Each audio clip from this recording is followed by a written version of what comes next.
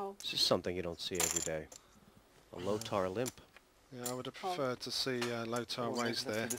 Check.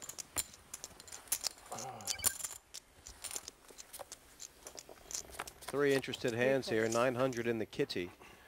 And that 3 Check. has made Check. Simon Ian a pair, but Landauer top pair of 8s. Check. How much to bet? 700? Oh, he's going to bet the pot 900. Re-raise. Well, Simon Ian, he's picked the wrong player to do this to. He should have realised by now that Lothar Landauer is the tightest player on the table, Pass. second only to Donica O'D. And when he bets, he's got something. It's a minimum raise of 900 more. What should Lothar be thinking now? Is he worried about his kicker? First thing he's thinking is, why didn't I raise pre-flop? Have I got myself into trouble here, allowing Simon Ian to see the flop cheaply? Is it possible that he's flopped 2 pairs and check raised me? Jeez, you get the feeling Lothar might just lay this down. It's very difficult to lay it down, Jesse. He's getting odds of 4 to 1 to call. He's got a good record when he makes them, and this time taken off the hand by the Swede. Wow, look at this. You think that might have had something to do with Landauer regretting not playing differently before the flop? I'm going to play my own game like I did before. Play the aggressive, tight play and make some good moves. I think the other players will try to bluff me and try to raise me when I'm the big blind, and when I get good cards I can take advantage of that. I was doing jury service last week. Jury service. Blinds up. And it'll be Simon Ian. It's another opportunity to win another pot. Pass. It takes a breather. Pass. Aswani watching OD. Pass. Fold it around to the blinds. Raise to 1350. Yeah, no flat calling here from Juha Karjalainen. All in. Well, now, what an amazing re-raise here by Lothar Landauer. What a great call by Juha Karjalainen. You What called a it. fantastic call. It's the first move Lothar has made, and he's unlucky to run into an ace. He's not drawn that thin, but this was fireworks. Well, let me tell you, it all comes down to, has Lothar Landauer made the wrong move at the right time? The flop will tell us.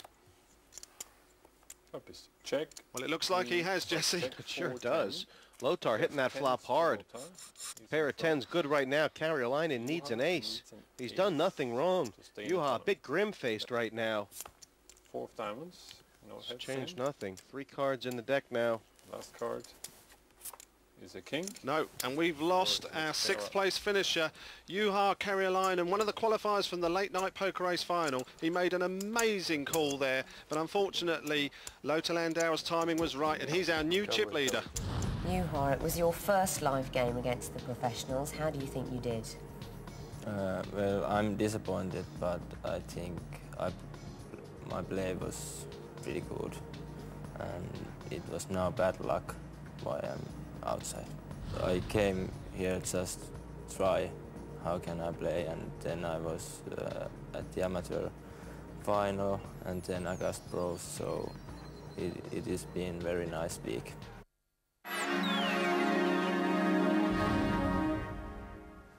Welcome back to the second heat of the Late Night Poker Masters.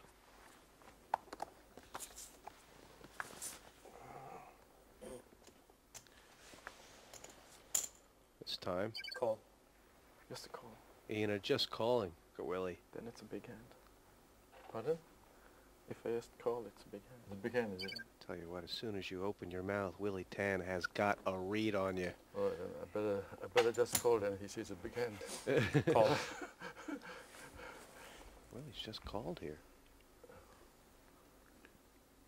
I've got a Dan big could have hand, raised, couldn't you?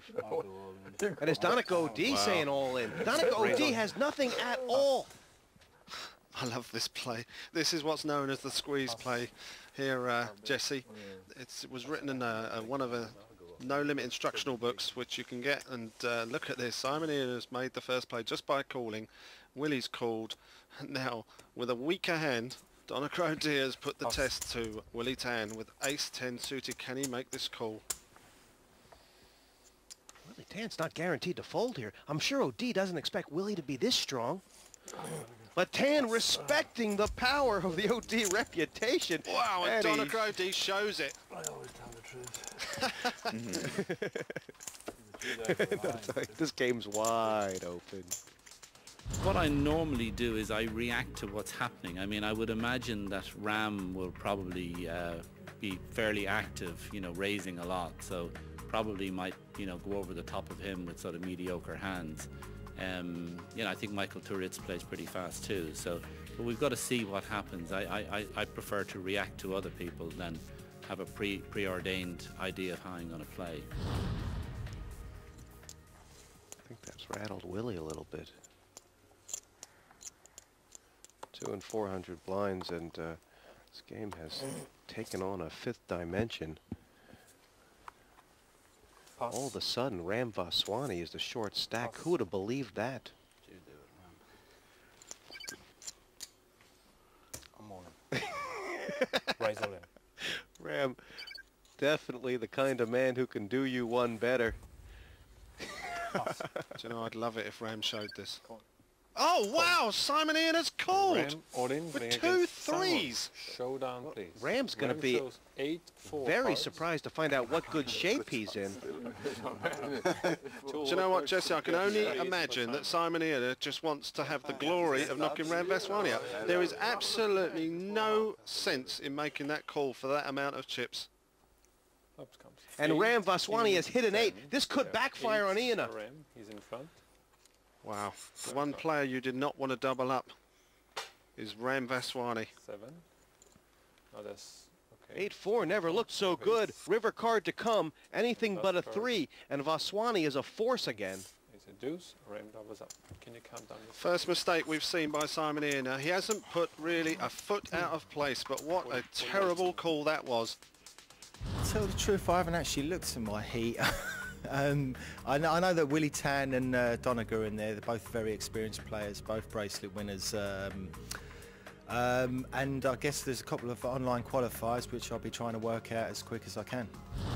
Never have seen an 8-4 do so much damage, but Vaswani vaulting from 5th to 3rd, and Iana taking a bit of a hump step.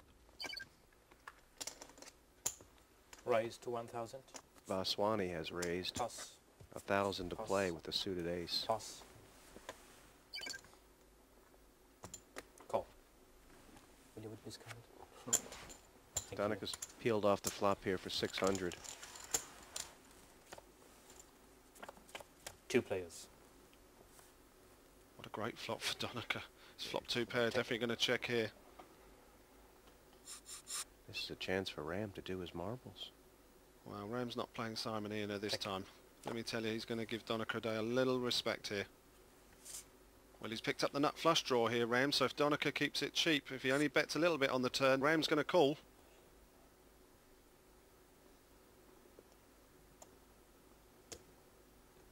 Deep reach here, bunch of greens. Bet 1,700. Almost the size of the pot. And Vaswani's got a couple options here, Simon. I'm on it. Raise all in. He's gone all in! He's made a mistake here, Ram. He's going to have to get lucky on the river. There's no way Donnaker's passing. Call. Yeah, Donnaker's called. He's got 2 pair. An ace isn't going to be good enough for Ram Vaswani. He needs to hit a heart on the river. Yeah, it is OD all in. And Vaswani needing to catch a heart. Any heart but the 9. See the river card. King. Full house. OD. It was red, but red rum. And Vaswani down now to 3,800 in chips. This is the biggest stack OD has wielded since the beginning of the game for sure. Let's have a look at the poker ladder, the ranking of poker hands. High card pair, 2 pair, 3 of a kind, straight, flush, full house, 4 of a kind, straight flush, and royal flush. That's bottom to top. 5 players left. Average stack is 8,000. Well, a referendum here, Simon, on which style suits this game. The 2 steady conservative players, OD and Landauer, with all the chips, and the fast and loose players are going to have their work cut out for them, trying to get the money off them. Here's an interesting situation. Simon Iana has just done a